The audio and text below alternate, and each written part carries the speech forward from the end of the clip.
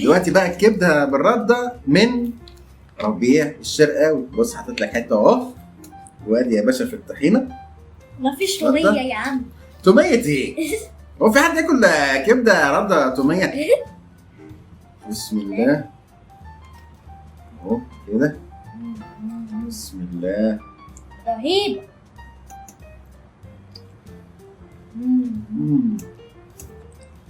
هات تاني. انا مبهور مش بالاكل، بيويو. ما تتوصفش. حلوه جدا، مش شاربه زيت، ناعمه، قطع بسهوله، مفيش فيها جلد، مفيش فيها عروق، تتبيلتها هاديه، ملحها مظبوط. ايه رايك؟ صح. هناخد واحده كده لوحدها كده. خد يا عم دوها لوحدها. جميله.